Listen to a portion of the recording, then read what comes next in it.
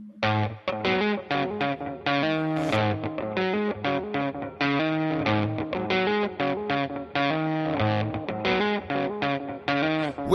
to the Dirty Sports Podcast. I said welcome to the Dirty Sports Podcast with Andy Ruther and Joe Prano. Welcome to the Dirty Sports Podcast. Welcome to the Dirty Sports Podcast. I'm your host, Andy Ruther, coming to you live from Cincinnati, Ohio, with my co-host from Port Hueneme, California, Joey No Chill Prano. Hello, Andy. Morning. Got up this morning, crack of dawn, basically, 7 a.m., made some coffee, took a shower because the first comment on the last episode was about my hair. And I was like, well, we're not doing that again. I'm going to put some product in today. You gonna let the... No, I'm just fucking around. I've got business to attend to after this, which, we'll probably reveal at some point in the Dirty Sports Podcast future. But no, but this morning, my hair's got I need a haircut, but it's got my regular old flow back. We don't have morning hair this time.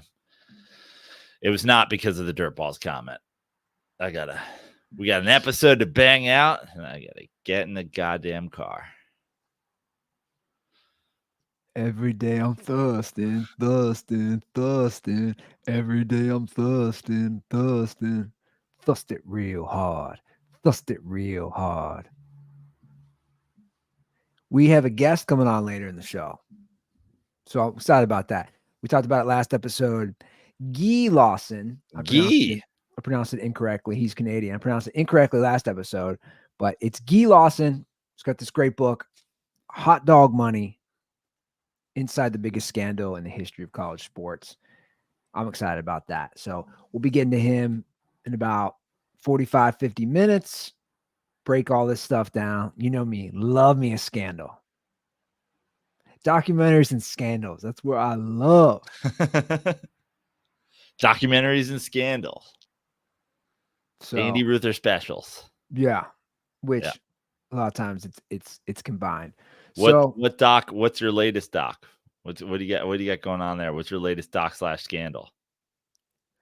So I finished it, and I already recorded the new episode of the Andy Ruther Show, which drops tomorrow. How many episodes you putting out a week? Just one a week. Oh, really? Is it supposed to be 4? This will be number 4. Wow. Okay. So I break down the Dancing for the Devil, the TikTok dancer cult documentary. Right. Which I'll tell you what, it's unintentional comedy for somebody like me, probably like you too. It's a whole world I didn't know about, and the dancing TikTok world, but also how they get locked into a cult.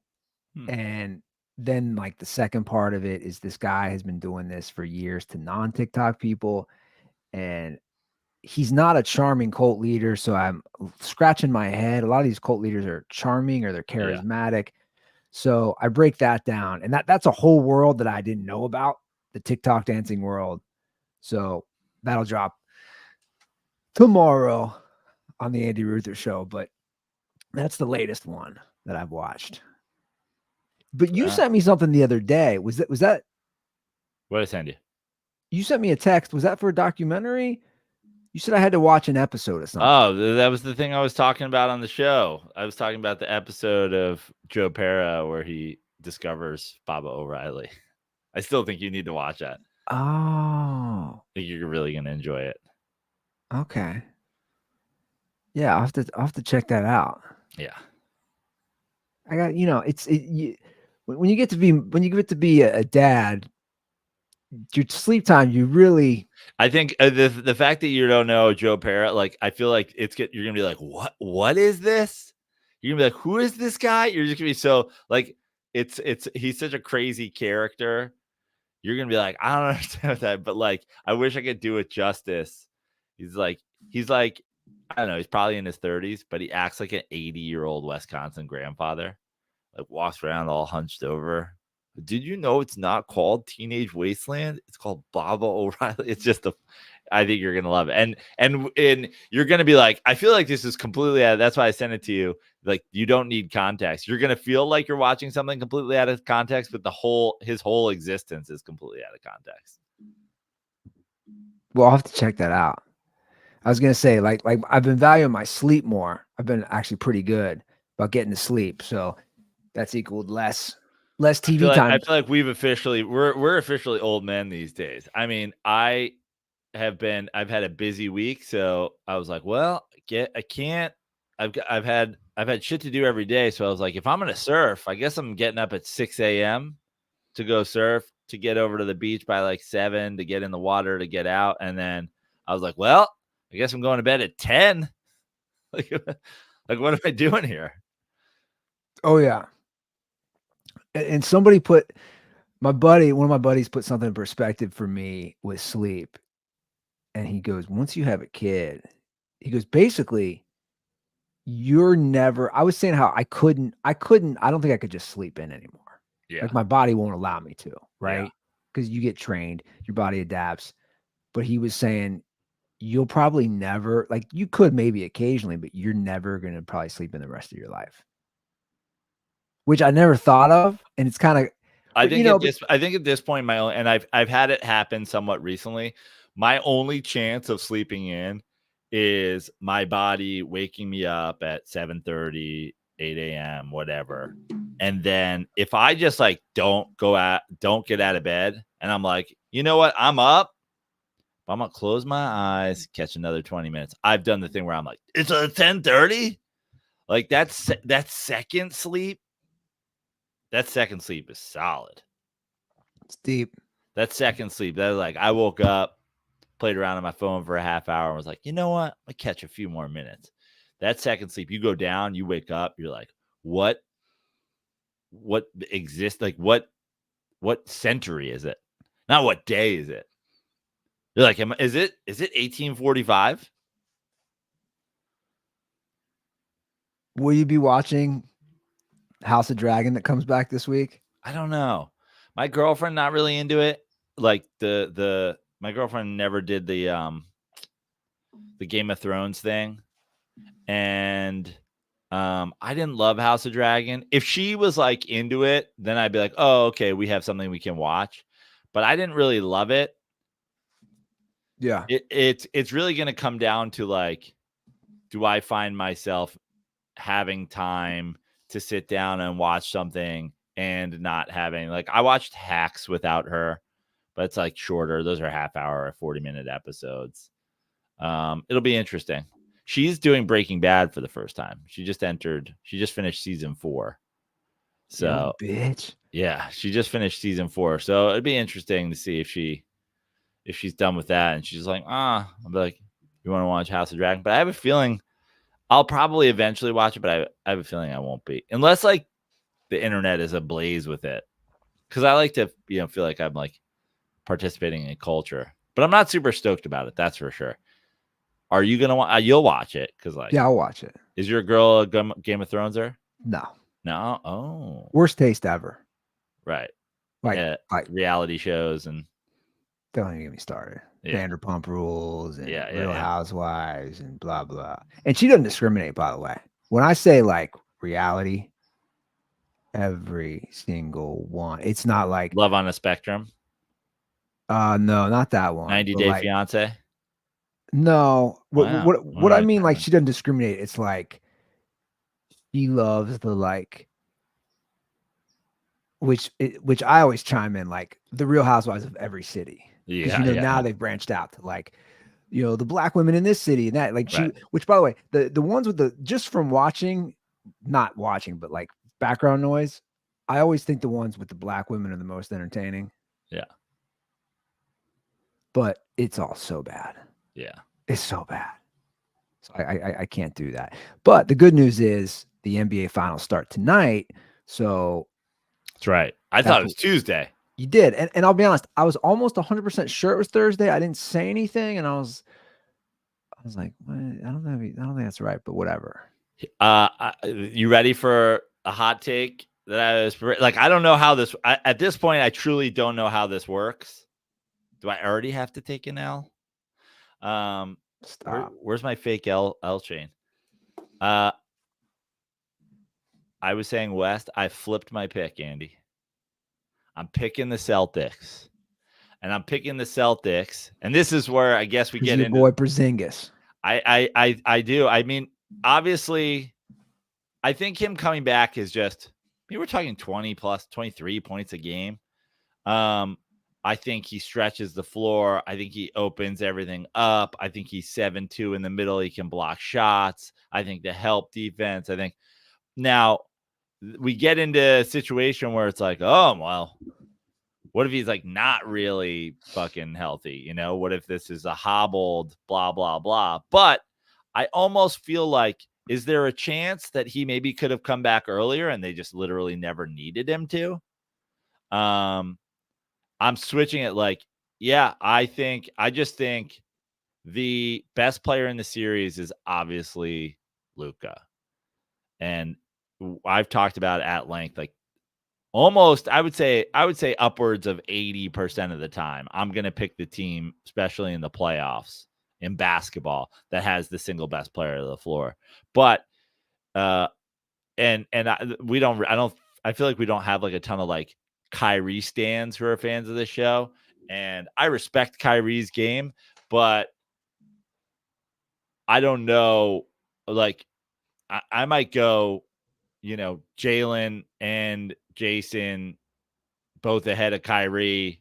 So now you have two of the top three, then you go Kyrie, then you go Porzingis and Drew. Like now we're at like 5 of the top 7 or whatever. Like it just the depth and the adding Porzingis, like the Celtics have played pretty good goddamn basketball with a pretty easy schedule through the playoffs.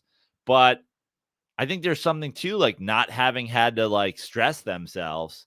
And Porzingis, I was essentially saying, I said the West when it was like 4 teams left. I was like, OKC, Dallas, Minnesota, Denver. I think I like any of those teams over the Celtics. And just Porzingis, man. I think the fact that it ended up being Dallas and him being healthy, I'm switching my pick to the Celtics. Okay, I'm going Mavs. Should we wager on it? No, because I don't have that much confidence. I'm rooting for the Mavs, and I'm picking them. Now, there's a lot more pressure on the Celtics. The Mavs. Nobody expected this. They're kind of playing with house money at this point. Okay. So the Celtics. But let me ask you something about the Mavs team versus the Celtics team. I think you're right. There's more pressure on the Celtics. No doubt about it. They've been there. They were there a couple of years ago. They didn't get it done. But with the way the West is, you could see the Celtics being back in the finals next year or a year off and in 2 years. Do the Mavs do we think the Mavs are like how many times in the next decade does the finals include the Mavs? That's a tougher question for sure. Probably less than the Celtics, right? So is there more pressure to like get it done when you like? No, I don't view it that way because a lot can happen. I view it like this core of the Celtics, Jason Tatum, Jaylen Brown, they've been together. Like you said, they didn't win a couple of years ago. There's a lot of chirping about Jason Tatum in the playoffs. There is a closer question for me. That as far like the Mavs almost have a 2-headed closer monster, and you could argue that the Celtics issue in this run is like no closer, and that's not again the Mamba mentality. Blah blah blah. It's just like the ball is going to be in this guy's hands late in the game, and he's going to make everything go. And he's going to find the right guy, or he's going to set up the right, action, or he's going to like go to the basket, or he's going to hit a jump shot. It's like, that's not Jason Tatum's game. So there is a closer issue, and it's my big fear. But I think from a depth standpoint, and I'm not talking about overall depth because the Mavs are pretty deep, but from like a starting lineup, that like when you go to the starting lineup, Celtics starting lineup is significantly stronger than the Mavs. If Porzingis is healthy, and now it's like, oh, take your L. He played one quarter and then left with a fucking foot injury. You fucking loser. You picked the Celtics. I'm like, yeah, I'm picking the Celtics because I think they're saying Porzingis is healthy. And I think a healthy Porzingis, the Celtics win this series. Now I know I'll have to go full fucking Afghani terrorist. I'll have to kill myself on camera with an AK-47 if Kristaps Porzingis doesn't plays the first 12 minutes of game one and never plays in the series. You fucking loser! Take your L!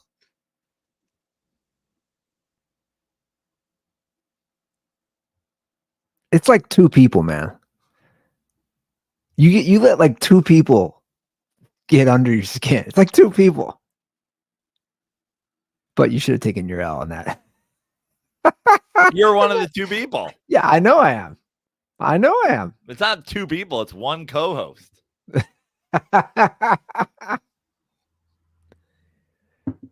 Well, let's play this out. Let's play it out. A couple ways. Let's play out a Mavs victory. Yeah. And let's play out if Luka gets the MVP. Okay. He's 25. Is he suddenly is he like the face of the NBA at that point? I mean, I'd argue at this point the NBA is smart to not have a face of the NBA. I agree. The reason that we still deal with boomers screaming about Michael Jordan is because they needed a face of the NBA. They had Magic, Bird, and then they went in like global icon mode, and now we're in like every team has a star. Every star could be the thing. We have international guys, white guys, black guys, big guys, small guys. I mean, there was an era where pre-Magic and Bird, it was like you have the big, you're dominating.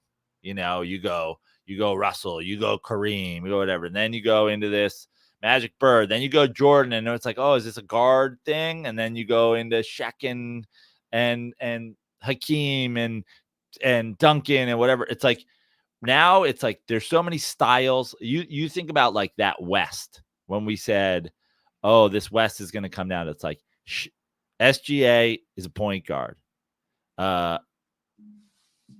Anthony Edwards is a shooting guard. Luka is like a combo point guard forward fucking situation. Jokic is a center. Like it's now just all shapes, sizes, and colors. And I think that's the best thing for the league. So, I mean, is he the, I don't know. Is he the face of the league? It's like, I think they would be smart not to do that. Everybody was talking about that with Anthony Edwards when he was like, when it looked like he might go to the NBA finals. It's like, oh, young, black, American, face of the league. And it's like, I don't know if they necessarily want, like, if that's the move. Yeah. The move is like, it used to be like Air Jordans. And now it's like the Kyrie ones, the Luka ones, the Ja ones. It's like now everybody's got a shoe. There's all these fucking, you can market guys internationally. You can market guys here. Like, I think it would be almost dumb to say like all our money on like Luka. Yeah, I guess I shouldn't have worded that specifically that way as the face, but his career, like the arc is kind of what I'm getting at.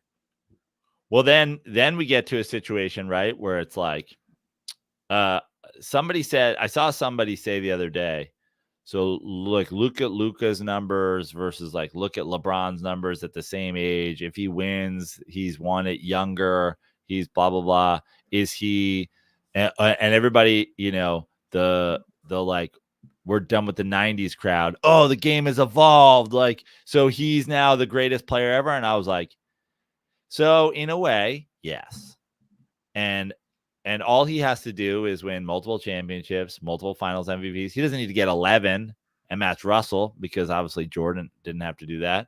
But like, yeah, the highest form of basketball player is if Luka Doncic gets multiple finals MVPs, multiple MVPs, breaks has the most triple doubles in fucking playoffs, the most points in the history of the game. It does this for a long time, plays for the next 20 years. Yeah. Like, yeah, that's a lot of hurdles to jump though.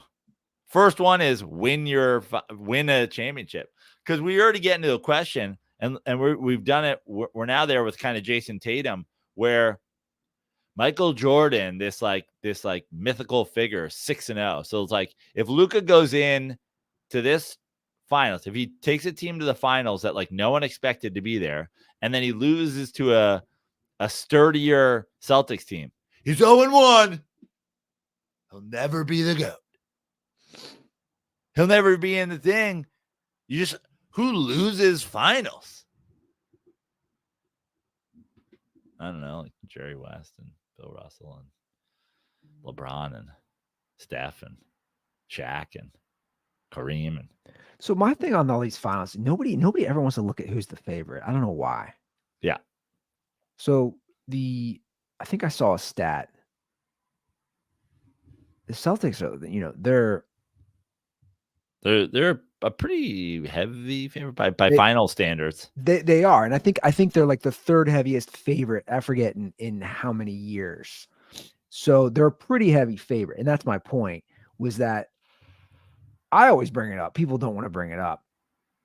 I believe of Michael Jordan and the Bulls 6 finals, I believe they were favorites in all of them but one. In all of them but the first one, I think. Against the Lakers, correct. Right. I believe they were Vegas on favorites. So to now me, there was a lot now, and the Lakers had injuries, that thing, and blah blah blah. But take your L. They fucking injuries don't matter. A lot of injuries going into that series. Yeah, I mean, how about this? LeBron's Heat was underdogs to the Thunder. LeBron's Heat was underdogs to the Spurs. Yeah, but nobody wants to talk about that. Right. So it'd be a huge W for Luka's. Luka's the best player in this series, right? Yeah. Luka's. I mean, there's no doubt about it. Luka's a top.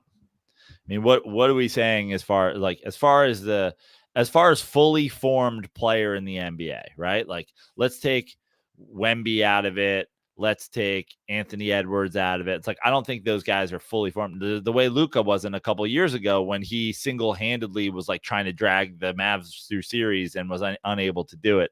Fully formed. Luka's the best player in the NBA. Who's up there with Jokic? Yeah, Jokic. There you go. That's really the only question. It's got to kind be of, in my two. opinion, right? It's like SGA. He's better than SGA. I mean, if you look at the first team All NBA, which you could say is correct or not correct, but Luka, Jokic, Giannis, Tatum. Who's the other one? I don't remember the fifth, but first team. Yeah, I don't know. But on the other side, it'd be a pretty big blow to the narrative that continues with Tatum in the Celtics squad. Yeah, which was why my instinct was to take the West 3 weeks ago. I think I've changed I have changed my mind. But I agree with you. I think they had a pretty easy route to the finals. And I think that doesn't do them any favors. You think it doesn't do them any favors? No. Okay. Interesting. I think it's better to get battle tested. To get tested.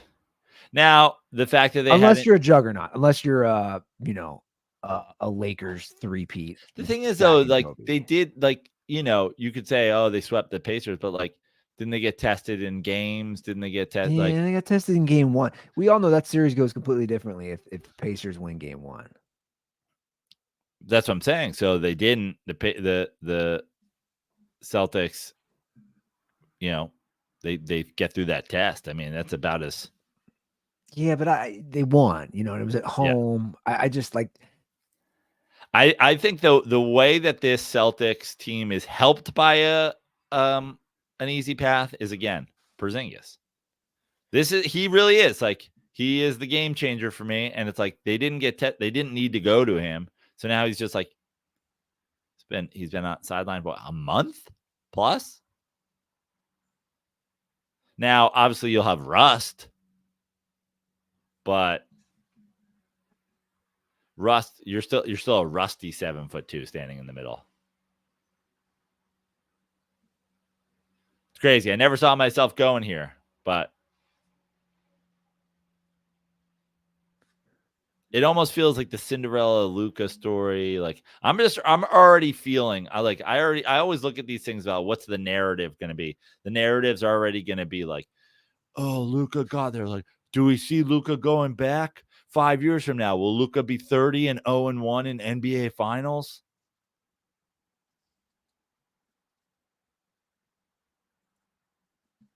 Yeah.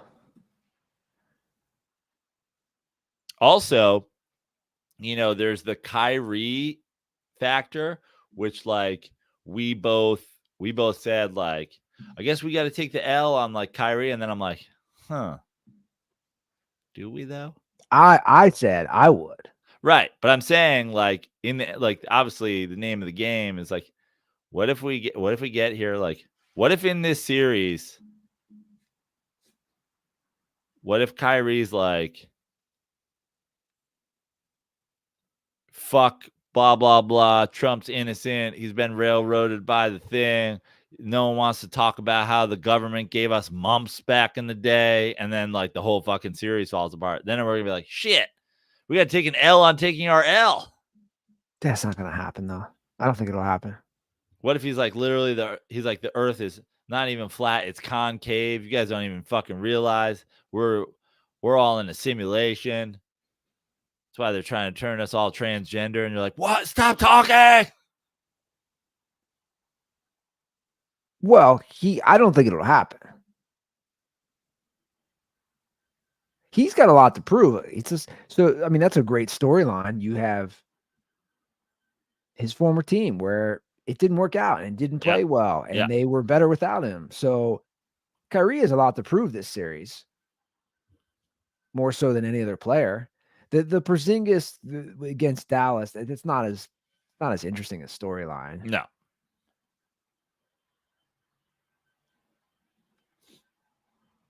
But I think it should be a really good series. I hope so. That's what I'm rooting for. The big news today outside of the finals, of course, is that the Lakers are in hot pursuit and going to throw the whole bag at Hurley, UConn. Dan Hurley. Is it okay if I say I don't get it? No, I don't get it either. Like, haven't we been through kind of the guys who motivate college kids versus the guys who motivate professional athletes, and how, I mean, I know that we have NIL deals, and I know essentially college athletes are a little bit more like professional athletes than they've ever been. But listen, I don't watch enough college basketball to like have a real good feeling about Danny Hurley's like coaching. But when's the last time it like went? Like, when's the last time, like, how are the Billy Donovan Bulls doing? Yeah, history is a good indicator, I think. I just don't get it either. And he's a very aggressive coach. It feels very like rah college coachy, right? Feels like very like. Now they say he runs a great offense. Yeah. I mean, are we literally talking about because I think are they doing this because LeBron James posted a tweet about him? I mean, he tweeted he's so damn good along with his staff, super creative with their offense, love it. Like, are we really doing that because LeBron? That was from when? It's from like during the tournament. In a social media post responding to a podcast interview with JJ Redick. So I don't know what the reference is. James posted about Hurley. He's so damn good. Super creative with the offense. Love it. But it's like. So the Lakers candidates are the two people who appeared on that podcast. Let me say another thing. I don't forget I guess I understand the strategy of it, but like, I don't understand the JJ Redick thing. How much? Don't even get me started. Let me ask you something. Just from a financial standpoint, between the podcasts that he runs Old Man and the Three. He runs the podcast with LeBron. He is an ESPN guy. How close do you think he gets to the money that the Lakers would offer him? JJ Redick? Yeah. I don't know, but it seems like he's out.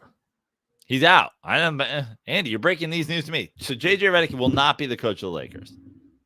No, they're going after Danny Hurley. Well, I know they're going after Danny Hurley, but like, until somebody's hired, like. So maybe he's not out. I don't know. I thought that was stupid too. I guess we get into a situation where it's like, well, who's not stupid? But I don't think the JJ Redick as a coach thing is stupid. I don't necessarily think that Danny Hurley as a coach thing is stupid. I guess my question with my question with JJ Redick is, from a financial standpoint, does he actually like think about how much your life changes? Now you're traveling all the time, you're doing all the things. It's like, I agree. Is it worth it to you? Not me. To me, I don't think it is. No. Like, and then the Danny Hurley side is like, oh, the super creative, like LeBron James loves your super creative offense. Like, I'm a LeBron James stan, but like, is Danny Hurley coming in and like taking over? Is he like doing a new offense? Like, LeBron's got a whole podcast with JJ Redick talking about basically being the coach of the fucking every team he's ever been on, and they run his offense. So like, it just feels like Danny Hurley coming in. Let's say this Lakers team moved LeBron James and then was super young, and then they were like, we're a premier franchise in the NBA and we don't have LeBron James anymore, but we want to build this culture and we want to like whatever. It's like, okay, then I guess I get Danny Hurley, but like the end of the LeBron James era Hail Mary college coach hire seems crazy to me. Well, but then you get into a point of like, who the LeBron, look, they're not gonna hire him unless LeBron signs off on this. Duh. That's my point, though. So I guess I think that there's some part of this, and I love LeBron James. Everybody here knows I love LeBron James. I think the idea of like trying to maximize the end of LeBron James' career is like, I can't think of a coach. I can't think of a single coach, alive or dead, that I think makes the Lakers a top 3 contender next year.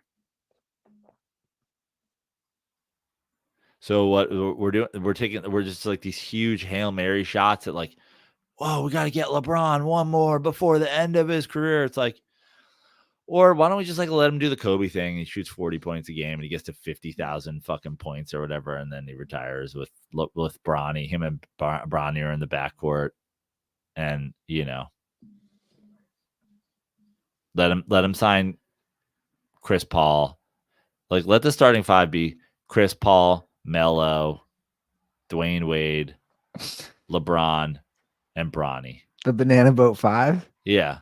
With Bron. And Bronny was in that picture. He was just in LeBron's nuts.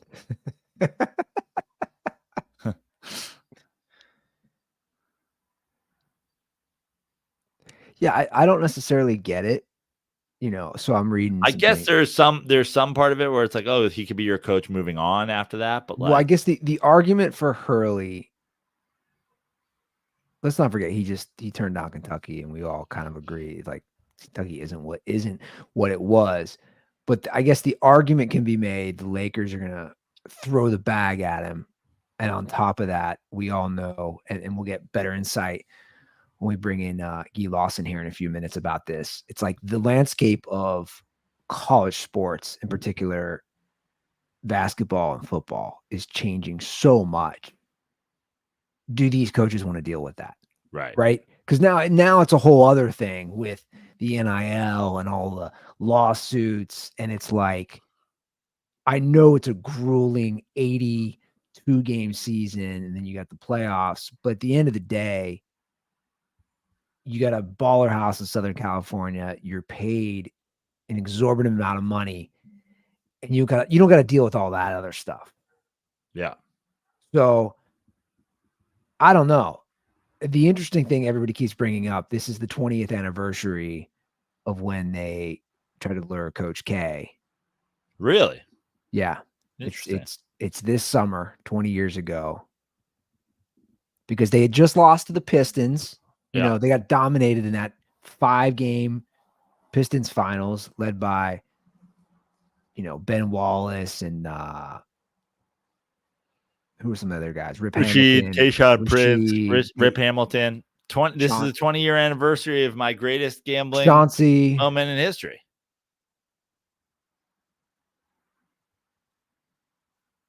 You know what's crazy about that series 20 years ago? I didn't really watch. So we talk about going to bed. I was working because I would always work for a commercial moving company in the summer, my last few years of college here in Cincinnati.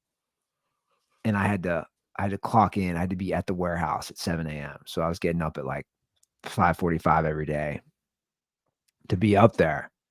And all those West Coast games are obviously late, East Coast time. Those were things where like I'd be shocked. And by the way, this is pre-smartphone.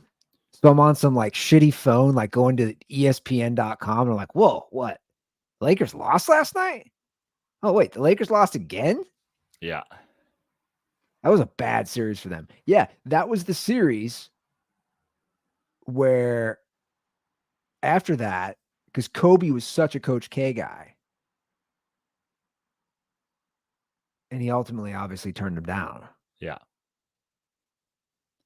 So that means it's coming up on the 20th anniversary of the first time I ever came and visited LA. Because I did it when I drove cross country with my Pistons winnings. Cross country vacation. 24 or 2004? Yeah. Don't you feel old when you say that? As fuck. Right? As fuck. Like, don't you feel old when you think about that? I think about certain things and I go, wow. I think about how like it was like the GameStop play of fucking my sports gambling life. Like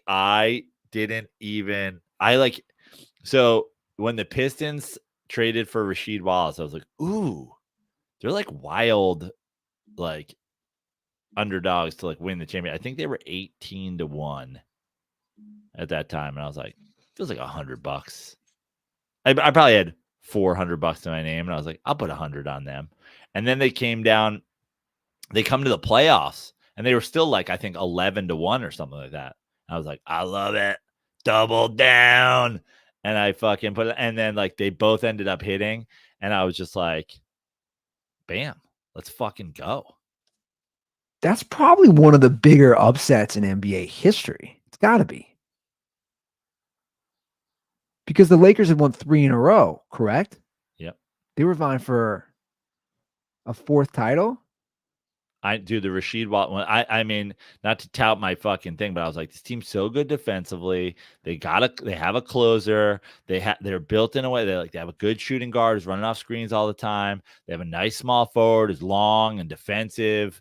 They got a defensive player of the year at center. And then I was like, oh, they just got one of the most underrated guys in the NBA, a stretch four. Like one of the old OG original dog stretch fours that also plays fucking defense, also 7 feet tall, also brings like Rasheed Wallace is one of the most underrated players of all time. I was like, this team, you look at that starting five, they are built to win. Yeah, by the way, I'm incorrect. The Lakers won 3 in a row, and then the Spurs won. Oh, right, yeah. And then the Lakers were back in the finals. Because it was 2000, 2001, 2002, and then Spurs went 2003. Correct. Yeah. And then the Spurs won again in 2005, and then again in 2007. Yeah. So that was an interesting team, but again, you just think on paper, everybody gets caught up in the Kobe Shaq duo, and you forget, hey, there's a squad here, like you said. Well, have a Ben Wallace. Obviously, no one's a Shaq stopper,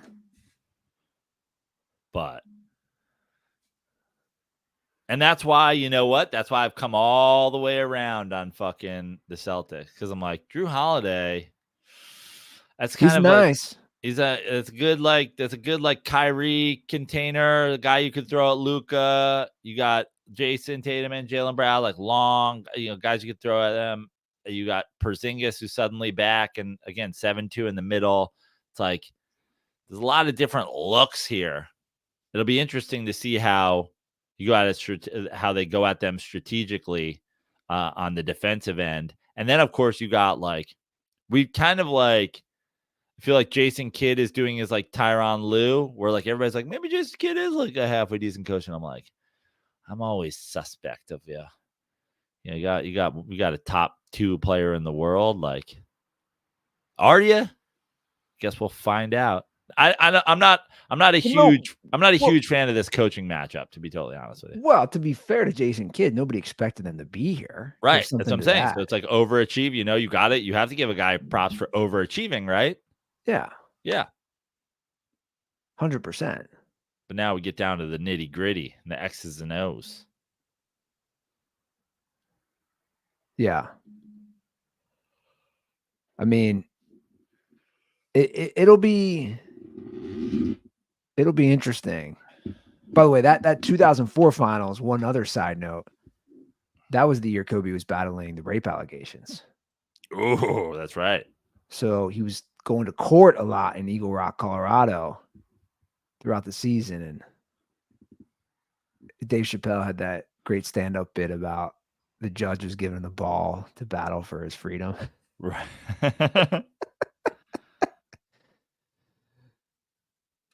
Underappreciated stand-up special, whichever one that was on Showtime. Yeah, which one was that one? I think it came out in 2005. Is that the one that was in San Francisco? No, that's 2000. Okay. I forget where 2004 was, or I'm sorry, 2005. But also I thought of that special. That's the same special where he makes the joke about he's so touched by his son. That's like the closer. And, his son brought home some artwork and he was like, it's like, this thing made of macaroni and I'm so touched. And then I was like, this thing's trash. And I smacked him in the face. Ha ha. No, where he like leans down and he's like, I'm crying a little. And I'm like, not that long ago, you were just in my balls. Yeah. That's kind of the closure, which I think about that joke all the time personally now too.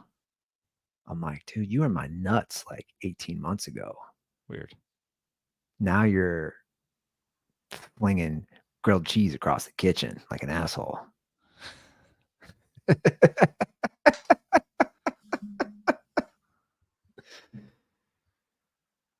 I'm going to say Mavs in 7. There's my prediction. which is a stupid prediction because I'm saying the Mavs would close out in Boston. Yeah. I'm torn between Celtics in 6 and Celtics in 7. Let's hope for let's hope for a classic series. Celtics in 7, Celtics close out at home. And maybe we'll do a live Dirty Sports Substack broadcast. I'm just gonna put it out there. I like it.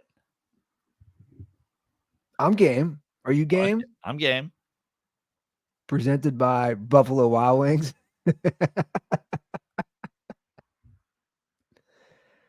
Joe's gonna order 6 wings and it's gonna cost him $600. I like it. I'm in.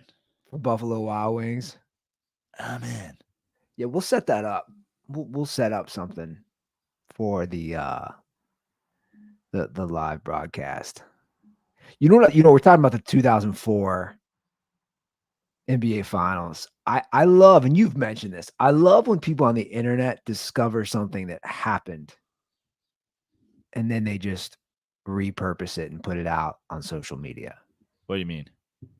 Just like somebody be like, oh, that was hilarious. Like shout out to our boy DJ Sizzle. DJ Sizzle. He sent me something somebody was posting. I don't know if it was the MTV Movie Awards or something. It was where Chris Rock was hosting. It was probably early 2000s.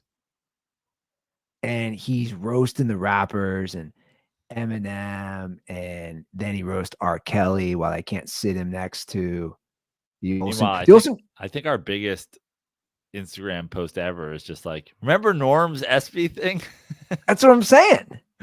All I did one day, like 4 or 5 years ago, was repost Norm Macdonald's monologue at the ESPYs from like 97 or 98. But he sent me a funny one the other day with Chris Rock that somebody had posted. And it is pretty wild to watch. He makes a R. Kelly joke about, again, this is way before all this stuff really came out. Yeah. And he makes a joke, Prano, about R. Kelly not being able to sit next to the Olsen twins. And they're in the audience like laughing. And I'm like, because he might rape you. Like nowadays, you just couldn't, like, nobody be laughing.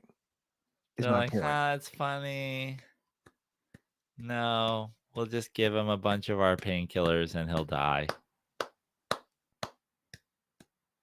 Yeah, what happened to them, man? They killed Heath Ledger. Batman couldn't take him down, but fucking Mary Kate Olsen could. Are they on him? Look at me. Are you saying that just how they look? No, you don't know that whole story. What? He literally died at like one of the Olsen twins' fucking apartments. Like, I didn't know it was at one of their apartments. Yeah. I thought you were just having fun. No. He was like on the outs with like Michelle Williams. I think he was like crashing in one of their places. Again, the masseuse was coming. I think he got into their fucking painkillers. And next thing you know, look at me, Mary Kate, as he wakes up. I didn't know it was at one of the Olsen twins. Pretty sure that was the. Did you just make that up? No, I don't think so. That's not an Andy Ruther just make up on the spot. No. Okay. Oh, I wasn't sure about that one. Hey, why don't you plug if Guy's going to be on here soon, because we got other things we could hop into. Yeah. But why don't you plug some of your shows you got coming up? Thank you, Andy. I just posted on my Instagram. Shout out again to DJ Sizzle.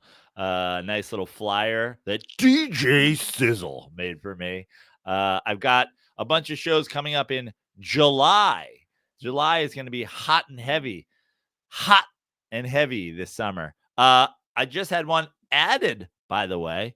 The first Friday of July, July 5th, my birthday, I will be opening for my good friend Lachlan Patterson at the Oxnard Levity Live. Levity Live, Oxnard, July 5th, the Friday after the 4th of July, Joe Prano's 45th birthday. I will be at Levity Live, Oxnard with Lachlan Patterson, July 5th. The following Thursday, July 11th, Eugene, Oregon, the beautiful country filled by many ducks flying around Eugene. Prefontaine, Achilles Smith, all the great ducks. Phil Knight, all of them up there. Olson Run, Eugene, Oregon, Thursday, July 11th. The following Friday, July 19th, Laugh It Up in Poughkeepsie, New York. And then the following Friday through Sunday, Friday, Saturday, Sunday, July 26th, 27th, and 28th, Yonkers Comedy Club, Yonkers, New York. That is a show every week. Friday, Thursday, Friday, Saturday, Sunday in July. Every week in July, I'm somewhere. Oxnard, Eugene, Poughkeepsie, and then Yonkers, followed by an early August trip to Brad Garrett's Comedy Club in Las Vegas. All those shows and more. I got shows in Santa Barbara coming up. I got local shows coming up. I'll be adding New York dates in the weeks that I'm there. All at joeprano.com or on my Instagram at joeprano. Cool. All right, yeah, guys. So check that out. So I see Guy is on time. We rarely get this on our show, right, Joe? Yeah, somebody showing up in time. Ryan Klatt's always on time too. Maybe it's a Canadian thing. It might be a Canadian thing. So I see we have Guy here. So let's bring him on. Hey, man. Guy, welcome to the show. Let me see my camera on an angle. What am I doing here? There we go. There you go. There. How about that? We gotcha. I guess I'm trying to get on camera here, man. I can change twist it the other way. You just turn it. Yeah. It's just like I thought I got some angle wrong here. There you go. All right. You got it. Hey guys. Welcome to the show. Thanks for having me.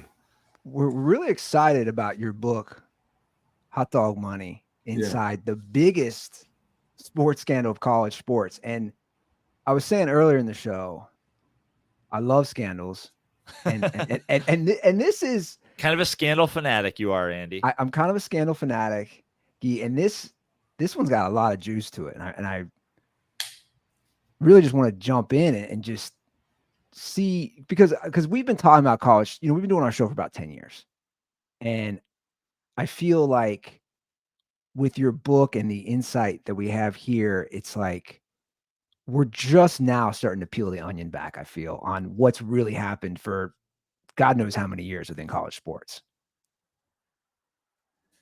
Did we lose him? Yeah, I think we lost your. You might have muted yourself. I think just hit that mute button. It looks like 100 years. Sorry, guys. 100 years. Yeah. 100 years. Well, I mean, it goes back to in the 1860s when they started out college sports between Harvard and Yale in a boat race up in New England. It was a for-profit deal, because of course. It was a promoter with a resort up in the mountains of New Hampshire, and he wanted to get kids to come up there and drink and party. And it's I'm reading a history of Rome right now, and it's like there's nothing new under the sun, right? Like the profit motivation, greed, ambition, conniving, deception. I mean, this is why corruption is such a perennial. What's interesting about this particular version of American collegiate corruption is this fairy dust sprinkled of amateurism over it. So it's like this whole kind of ethos, which was, I went to university in England. I know that there's an element of truth to it, but it's maybe half of 1%. I mean, this idea of gentlemanly behavior, the British were out raping the colonies, so to speak. It's not like they were all nice, honest, decent people rowing their boats down the Thames in the Oxford-Cambridge boat race. It's like there's a lot of things going on underneath the hood. So 100 whatever, ever since the inception of it. And one of the ironies of the whole kind of superstructure of the NCAA, I'm sure we'll talk about, is, at the same time that Teddy Roosevelt was attacking the trusts, the robber barons, they were constructing this monopoly of collegiate sports and this kind of, you'd call it kind of like sharecropping, right? Like there's only one place you can sell your goods. There's one shop, that's it. And they're not going to pay you. What's even more, and you're supposed to be grateful for that. So, the idea that this is a 21st century phenomenon, I think is wrong. What I think is right, though, about the 21st century in this case is that, as you said, it's coming to a head. It really is coming to a head. It's just, we can talk about that. I don't want to hijack. Yeah, no, it's interesting that you presented it all that way, because I have said, we've become very professionally sports focused in our show, because as I've said, it's like over the last, 15, 20 years, it feels like there's not even really a connection at all between college sports and the universities themselves. It used to be like, as a kid growing up, I was like, oh, these student athletes, and look at the graduation rates, and look at the, and now it just feels like it's essentially minor league sports masquerading as a thing that like takes place at universities. I was like, but unpaid minor league sports, right? Exactly. But now what you're saying is like, Joe, you just weren't awake to it. This has been the fact the whole time in some shape or form. It's always been just a for-profit. Yeah, like the joke of Coach K really having this high graduation rate and Duke doing this best by the students, or, Joe Paterno. I mean, how'd that turn out? Yeah. These guys are living in mansions. They're flying in private jets. It's just, it's all hokum, right? Like, it's just all absolute rubbish. I'll give you an example from the book. So we have Marty Blazer's this guy. He's the protagonist of this story. Tell everybody about the story. So Marty Blazer is a young stockbroker in Pittsburgh, like at a small, sort of like the office version of a finance guy. And he's bored. And he thinks, I can do better. I went to, good university. I'm a smart guy. I love sports. He stumbles into this member of the Pittsburgh Steelers and thinks, I'm going to make this guy my client. The guy has no money because characteristically for football players, he's blown through it all. But he becomes Marty's conduit to getting into like the free tickets to games, the locker rooms. And over time, he develops this business model, which is basically recruiting kids in college to become clients of his as financial advisor when they turn pro. And in his very first encounter with a college prospect, a guy named Kevin Barlow, who became a good NFL player, he meets this guy Barlow at his hovel, penniless college kid. And as he's leaving, as Blazer and his new BMW is departing, suggesting that they become buddies kind of thing, Barlow says, hey, Marty. Hey, Blaze, he calls him, because that becomes like the alter ego for Marty Blazer, Blaze. Hey, Blaze, you got any hot dog money? And Marty doesn't need to be told twice what that means. Like, he knows exactly what that is. So he palms the guy a few $100, and that is his conduit. That's like his taking the red pill in the matrix to enter the matrix of collegiate sports. And over time, he basically uses hot dog money to pay it. Girlfriends, parents, brothers, cousins, buddies, coaches, all along the way. And as he develops his business into a reasonably successful business, making like $500,000 a year, north of that sometimes, the elements to become like a player in college sports, you have to speak the language. You have to understand this whole kind of what corruption language is, the euphemisms. You don't talk on the phone. You only do it in person. You have to get to know people before you hand them money. There's a circle, and the kids are going to lie to you and take money from multiple advisors and multiple agents, and that the agents are using you as a financial advisor because it's against the law for them to give money. And this favor bank, Marty calls it. But Marty has this flaw, which is that and it's a common flaw, is that he wants more. He's greedy. He's arrogant. He thinks he's smarter than he is. I should just stop here to say that Marty passed away at age 53 just a few months ago. And I don't know how much the stress and all the kind of deception and years of living inside lives affected him. But it's a real tragedy he's not here to talk with us today, because he's a funny, nice guy in his way. He was really like an interesting dude. But his greed and ambition like convinced him, like athletes want to invest in cool businesses like bars, strip clubs, just stupid stuff, right? Like things that they like. They like, and they can impress their buddies, and it's like a lifestyle thing. And so Marty thinks, what's cooler than making movies, which has got to be the dumbest thought ever to come to man. I'm involved in the movie business, as the author of underlying material. Like in this book has been optioned, for example. I know enough to stay the hell out of the business. Just let them do what they're going to do. Anyway, Marty produces this epically terrible movie called Mafia, starring Ving Rhames. And in order to finance it, he thought he'd get his players to invest in it. He asked them if they wanted to invest. They basically, even they said no. Like, no, that's a stupid idea. So he just stole their money. Basically stole a couple $1,000,000. He's about to get caught. And the book opens with him like right on the verge of getting caught. And he realized he's got to turn himself in. For your listeners, that's a really good idea. If you're going to commit a fraud and you think you're going to get caught, give yourself up, because you're saving the government the trouble and the expense and the uncertainty of convicting you, which they will, because 99% of people charged in this country are going to get convicted in the federal system. So he goes in and he's confessing. And as he's confessing, he starts to describe how college sports really works, which is what the book becomes about. And these prosecutors are like, you're kidding. No way. You mean you just give them money? You just do that and this, and everybody's on the take, the sneaker companies, everybody? It's like, yeah. So they say, well, we're not going to charge you just now. We're going to put you out with a wire.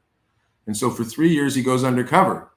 And it winds up with, I'll ask you guys, Andy, Joe, what percentage of coaches do you think took bribe money that was offered by Marty Blazer using FBI cash? Well, we both know the answer because I've done a lot of homework and started reading the book. I don't know the answer, but I'm going to guess 100%. 100%. There wasn't one guy. You'd think there'd be one guy who'd be like, this is not really cool, man. So when you say that real quick, 100% of the coaches take the money. We're talking all major programs too. Oh yeah, man! Like the corruption, and that's such a telling stat, Guy. It's like the corruption is it's just so prevalent. Not a single person had any sort of moral conscience when it came to this. So just to be clear with your listeners, viewers, the corruption was that these coaches were being paid by Marty and the FBI in cash, stacks, tens and hundreds of thousands of dollars, to covertly force their students, their star players, to sign up with Marty Blazer's financial advisor company to become clients. And Marty, by that time, it was in the public record, had a history of fraud. He was deliberately associating with an FBI undercover who was deliberately portraying himself as mob adjacent.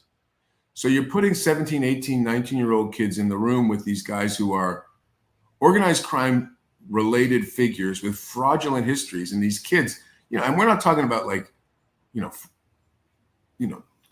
non-minor, minor league kids. We're talking about Zion Williamson, talking about Markelle Fultz. You're talking about the biggest names in the NBA today, Colin Sexton, on and on and on. The kids that they were transacting or trafficking would be a pretty decent NBA team. They'd probably be like, a chance to win a division or something. And I'm sure, correct me if I'm wrong, but I'm sure it's when you're signing college kids who are not making any money, and on the basis of, well, if one day you do, there's no harm in signing each and every kid. And if they don't make it, then I get nothing from them. And if they do, just like convincing every kid who might one day turn pro to sign with your financial firm it's like taking a lottery ticket out on every athlete. It's a cost of doing business. Another aspect to it is that these kids, are naive and they're not nearly as sophisticated as they often think they are, including their parents.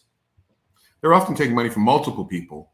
So, you got like 4 different financial advisors giving you $2,000 a month, and then you only sign with one, or maybe you decide they're all dirty, so you're going to sign with someone else. Marty couldn't sue, right? There's no recourse. Right. There's no place to go to get your money back. So it was a cost of doing business. But as Marty, as discussed in the book, you can make $1 million off one kid. So if it costs you 30, 40 grand to get a kid, in the form of, it was usually structured as these forgivable loans. So it would just be like, I'm going to lend you the money, and the kid thinks he's never going to pay it back. But the kid doesn't understand. And this is one of the fundamental things about the story, is all the ways that a guy like Marty could make money off them. From Marty controlled they buying a house, insurance, term insurance, all kinds of insurance, giant fees hidden in those things. Cars, jewelry, nightclubs, private jets, basically financing their girlfriends, their secret girlfriends, their wives, their mothers. It's just basically all elements of their existence. And the more things that you're involved with, the more now you have all this information, all this. And he's clipping at every point. He's getting backhand deals. So, you know, for example, Marty never had to pay for his own car because he was doing 10, 20, 30 new cars a month for his players. And he had a car dealer in Dallas. And we're not talking about like, you know, $13,000 Chevy Bolts. We're talking about, you know, very high-end Maseratis, Maybachs, all kinds of cars. So Marty would just get a free car thrown in with that. He'd get free jewelry. He'd get free alcohol, free trips everywhere. He'd fly around in private jets with these guys. So, you know, he was really caught up. As he said, he got like, you know, addicted to that kind of fast lane living. And that was part of his undoing and what led him to go undercover for the FBI. So a couple questions. First of all, I mean, what you're saying and what you're describing to all the listeners, I mean, this is straight up the mob. I mean, let's call it what it is. And I know you have a history. NCAA is organized crime. I've written a lot. I mean, so Marty came to me. I didn't come to Marty. Marty had a lot of people approaching him, ESPN, sports writers, including Michael Lewis, I believe. I don't know if that's true or not, but in any event, he came to me not because I'm a sports guy, but because I'm a guy that writes about corruption and organized crime.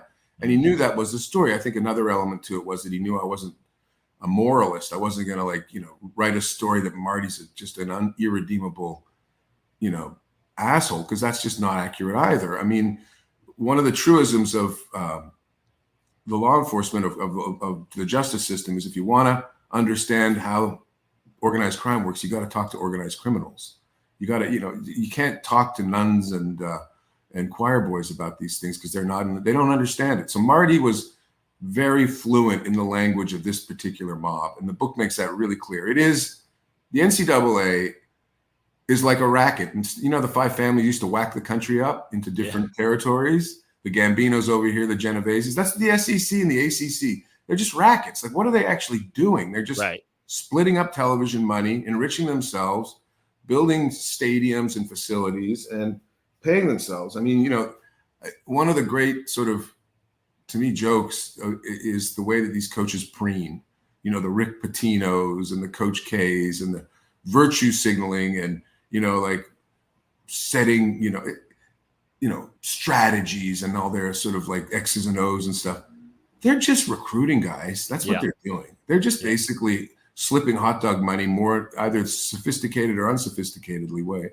And it's a players' league, right? So, you know, that's basketball. Football is a little different, but it's the same thing. You know, do you think Alabama's just people go there because they just want to be there? Like, you know, wow, I got a Tuscaloosa. You know, no one who's been to Alabama thinks that.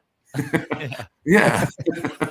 So, yeah, I mean, it is. It's a good analogy. I think, you know, you're talking about saying, you know, Marty is a good guy, whatever. It's like the interesting thing to me about college sports and the way people look at all of this corruption in college sports in general is it's always made to portray these guys, the Martys of the world and the bag man and the guy who comes in and gives a little bit of money to somebody and pushes them in the direction to go to this school or to sign with this agent or whatever. They're always portrayed as this scumbag who's doing something wrong, who's really like the gross part of college sports, when the truth is the coaches are the exact same guys. They're doing the exact same thing.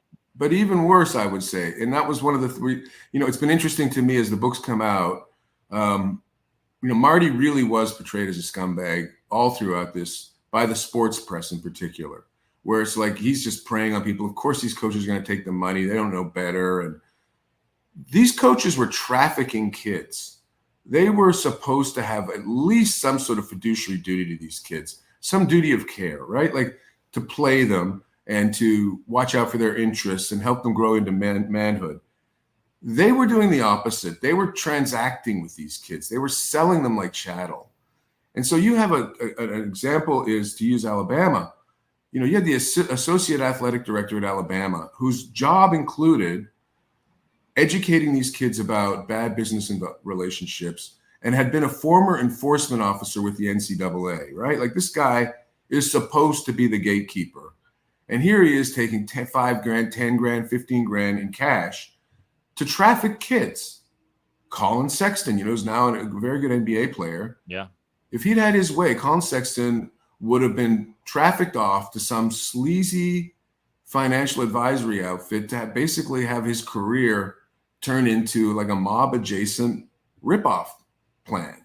And somehow, it's been really interesting to me that the reaction in the sports press to this publication has been, well, we already covered that. They didn't. They covered it in this monochromatic, self-serving, horseshit way. I mean, they really missed the story. And what's entertaining to me, or entertaining, I don't know, kind of depressing, is the press is just as complicit in this as the colleges are, everybody's winning in this system, right?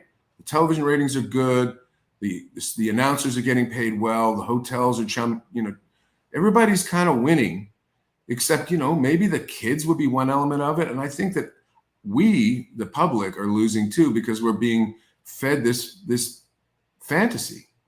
Because if ESPN says the whole thing is a sham, there goes, how do you cover college sports and make people care about it if you just expose? So that's why they take a guy and they say, oh, this dark figure, they were doing this, but we got him. The FBI's got him. And when someone writes a book about it, they say, oh, no, we already covered that. Yeah. Yeah. It's kind of amazing. Well, real quick, Joe, if I can hop in. It really is. And that's the truth. And I'm not trying to, take a moral high ground for our show, but that's kind of one of the reasons we basically stopped covering college sports, because I just said it's all sham. Joe agrees. And we just said, at least I love the NFL. Yeah. I know what I'm getting. And there's a lot of problems within the NFL. Don't get me wrong. But it's like, I understand the NFL doesn't care about player safety. I understand all that. But I know that going in, it's amazing to me when you say all this, and I never think about it until right now. You're right. All this is connected. The networks are no better. The media who covers it's no better. It's a sham that we're just turning a blind eye on. And the sneaker companies may be the worst. It's all here. It's all here. The sneaker companies may be the worst of the worst, because what they're doing is they basically bought up these colleges, right? They're paying coaches and they're paying the universities, these colleges. And then they're conniving to get the kids that come through to be a Nike kid, an Under Armour kid. And the kids, again, like I say, are being brokered in this way that they think they know. They got people telling them they know, right? Like it is a fascinating question to me, like, because you'd think the kids would be mad about this, and maybe it will turn out some kids read this. I really hope that every athlete, this to me, one of the main purposes of writing this book was to get it in the hands of kids and athletes so they can see, like, that's what Marty felt the same way. It's like Marty would not virtue signal. Marty knew he did wrong. One of the unique things about Marty, and I'll give you an anecdote about this, is that he wasn't just saying, I'm just trying to help kids, take care of them. No. He wasn't that guy. But what he was is, he's like, I'm going to just say it because I'm never being in this business again. I'm out. I'm back to being a Pittsburgh dad who enjoys walking his dog and, preserving his marriage and staying the hell out of prison. Like, that became his life. But at the peak of this, after the arrest, after the trials, when this thing, the ESPNs and the Bleacher Reports were doing their scumbag Marty reporting, and pressing him to get them to write the book, and Marty was resisting that impulse. The NCAA approached the Southern District of New York, where Marty had pled guilty to multiple counts of fraud. And they said, would Marty be willing to come in and talk to us about what's going on? And so the Southern District went to Marty, and Marty said, well, okay, yeah. I mean, the NCAA promised to write a letter of recommendation to the sentencing judge because Marty hadn't been sentenced yet. So Marty went to a conference room in an airport, Marriott outside Pittsburgh, sat down with like a dozen NCAA officials, the people who were supposed to be policing college sports. And a very small amount of the story had been in the press, because very small amount was entered into evidence in the trials. The book has a lot of new material about a lot of different conspiracies involving a lot of coaches that pled guilty but never had their stories told. So Marty goes into this meeting and talks basically for 7 hours, right? And describes all these things the NCAA had no clue about. And the NCAA has set it up so that these various colleges that are implicated, Alabama, LSU, Arizona, USC, can patch themselves in on these conference calls to listen to what Marty has to say about their specific program. But Marty discovers they're not allowed to ask any questions. They're on mute. These schools are on mute. It's just like a kind of a setup. It's a farce. It's like a show trial, right? Mm-hmm. So Marty talks for 7 or 8 hours. And it's a very complicated weave. It's a book, right? Like it's a very complicated, intricate weave of a story. Like this piece fits with that piece. The Adidas executive comes in, and then you got the Alabama associate athletic director. Then you got Chuck Person, who was an NBA star at Clemson, and he's you just got a lot of things moving around in the story. Much like Goodfellas, actually, that's one of the reviews. It sort of describes Marty as a little like Henry Hill, and I actually think that's not a bad analogy. But so he finishes. It's like 8 hours has gone by, and they're so like righteously virtuous. They won't even pay for Marty's sandwich at lunch. You know, like you got to buy your own sandwich. Like, man, we are so correct here. We come correct. And he lays out this cavalcade of corruption. And at the end, he says, I could be your catch me as you can. I could work with you. I could really help you understand how this works textually. And I'm up for that. I'm ready for that. Now, do you have any questions? Right? The room goes silent. The chief guy goes, no, I think you've covered it all here. We got no further questions. Thank you, Marty. And that was that. I mean, it went on a little bit more than that and slightly complicated, but that's the essence of it. The gist of it, yeah. It's willful ignorance, right? Yeah. And so what you have in the current moment, as I've written for in Rolling Stone in recent days, is you have essentially Marty's case caused the biggest scandal. Like everyone looks at this like you guys, you stop covering college sports because it's just a joke, right? Like I'm sure that's a growing impetus and probably the biggest fear that college sports has that people will turn away and discuss. But then you have the Supreme Court in the Alston case essentially say, Brett Kavanaugh, but speaking for the court, the next time an antitrust case comes up, we're going to just tear you guys a new one. The NCAA is over. It's just a monopoly. It's corrupt. No other industry could do what it's doing, not pay its players. It's ridiculous. So since then, since the scandal and this Alston case, you had the NCAA institute this NIL, name, image, likeness program, which is a way to get kids some money. But notice this, it's completely unregulated. It's the NCAA doesn't want to take any responsibility for what has to be its only function, which is protecting the interests of kids. Right now, it protects the interests of colleges, sneaker companies, itself, television networks.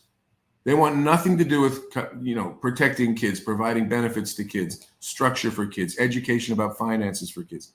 I mean, I'm not saying this stuff is like, this is actually really elemental stuff. This is like I'm not nitpicking here. This is like really screwed up. So then the NIL comes in, and as Marty says in the book, they're just throwing the kids to the wolves because there's going to be all these Marty Blazer type booster club people who are going to tie the kids up in shitty contracts and make money out of them in ways they don't glimpse. Now, the second thing that's just happened last week, I wrote about this week for Rolling Stone, is that they've offered this $2.8 billion settlement to get rid of these antitrust cases because they're terrified it'll go to the Supreme Court. Now, I liken this to someone's been stealing from you for 100 years, right? They say, okay, I'm going to continue to steal from you for the next 100 years, but I'm going to kick back 20%. Only out of future thieves. Yeah, all the past stealing I've done, let's forget about that. This is just for future stealing. I'm going to give you 20%. So 20% is $2.8 billion, right? And we're not going to tell you how to do it because we don't want that kind of responsibility. We're going to let the colleges figure it out. We're just going to do it in this chaotic, irresponsible way. If 2.8 is your opening offer, where do you think it lands? Like 2.28 billion? Yeah, exactly. 280 billion? I mean, it's just like they know that the game is over. And it's really just become a matter of time now, time and severity, and probably whether it's going to be total chaos. Well, you've answered a question before I even got to ask it, which is like they present the NIL like, hey, don't worry about it. Now everybody can get paid. It's not these kids and need lunch money anymore. And it seems like you think it'll cause even more problems than it really fixes. It's a freight train coming down the track, right? Like you already see hints of it. Like a kid will sign on as a quarterback at, I think it was at Florida State, and then the boosters reneged on the deal at the last minute. It was $1 million.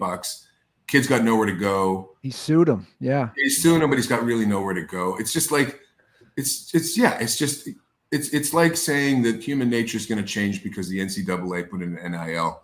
I mean, these are predatory adults with kids who are not financially literate. You know, if you ask me, one of the things the NCAA could do is make it mandatory for every student athlete to have to do a financial literacy course in their first semester in college and engage with stories like hot dog money. Make it a text for these kids to read so they can understand, oh, when you get that car, this is actually the actual price of it. You don't know that those rims, you're paying like double on that, and that the money's getting kicked back this way and the other way. And so it's there's a old kind of joke sort of critique of like schools where they say, when you grow up, you're never going to need algebra. Why don't they teach kids to do their taxes instead of to do algebra? That's useful. And then it becomes, the truth of it is, why would all of these things that take advantage of you because you don't know how to do your taxes want you to learn to do your taxes? Right. So it's like the idea that the NCAA and these coaches and these sneaker companies that want to take advantage of the fact that you don't have any knowledge about this situation, why would they ever implement a system to give you a knowledge about this? Yeah, I mean, that's sort of, and I take your point. I think that's correct, but that implies that there's some sort of like deep state. That's not what this is. This is just like an agreement amongst those in the industry that that there's nothing broken here, that the money's rolling in. I liken it to the NCAA, or sorry, the FBI when they started investigating this. And we haven't talked about how the FBI screwed up the case, which is a whole nother element to this. But it was like they were investigating air. It's just like, how do you investigate something that's so ubiquitous? People don't even know it exists. It's just they're breathing it in and breathing it out, breathing it in and breathing it out. So, yeah, I mean, it's an interesting is probably the wrong word for it. But, yeah, the element of this that people love so much. And remember, the ratings are sky high, right? Like, this is not a dying enterprise. To the contrary, it just doesn't know how to manage itself in anything remotely resembling an ethical or honest way.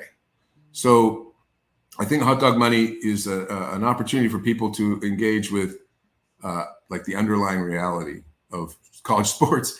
And I hope there's an appetite for that, because I think it will inform the experience, but also really hopefully lead to some more pressure to reform the sports world. Well, I hope so too. And it's already been purchased, correct, by George Clooney's production company?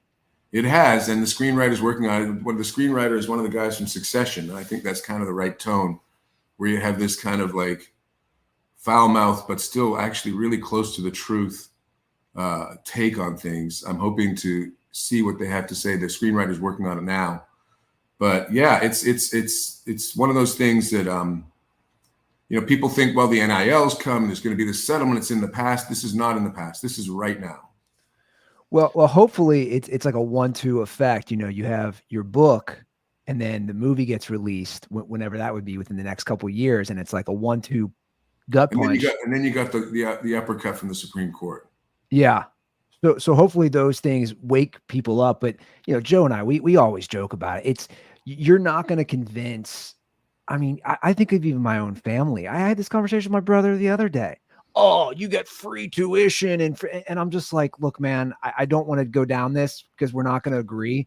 But I just said to him, I said, you don't know what you're talking about. Talk to any kid who plays SEC football. They're not athletes. Don't give me this. He's getting a free education. They don't even go to class. Like, this is all, it's all students. It's all farce. Yeah. But we really appreciate you coming on. And this is all very fascinating. And I highly, highly encourage everybody to read Thanks, man. Guy Lawson's Hot Dog Money. And this was a pleasure.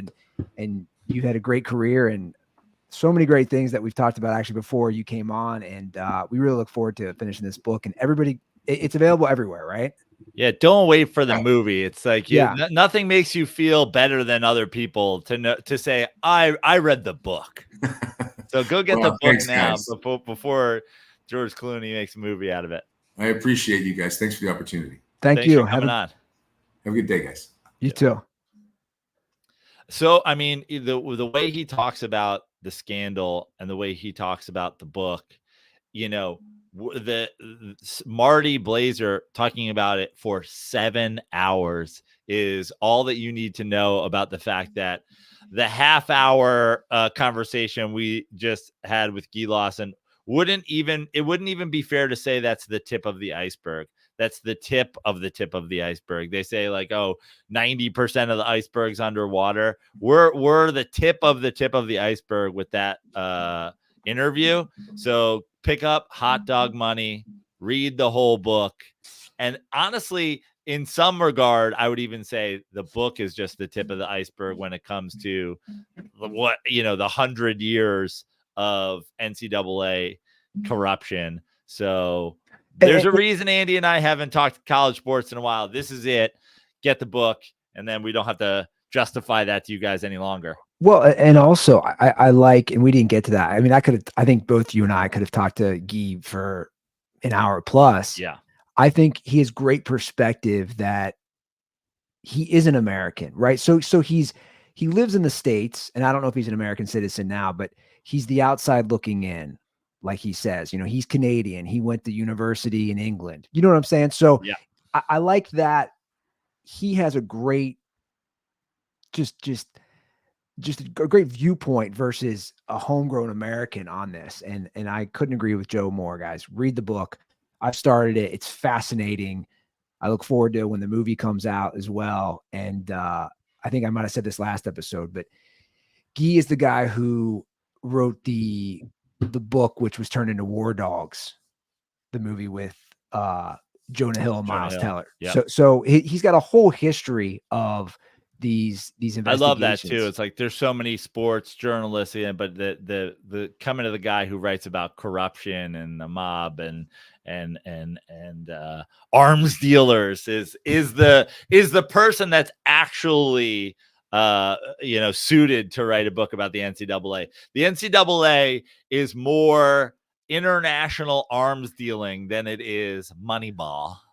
Yeah, I mean it is, and that's what's fascinating. And I love the comparison to Marty Blazer to Henry Hill from Goodfellas. Yeah.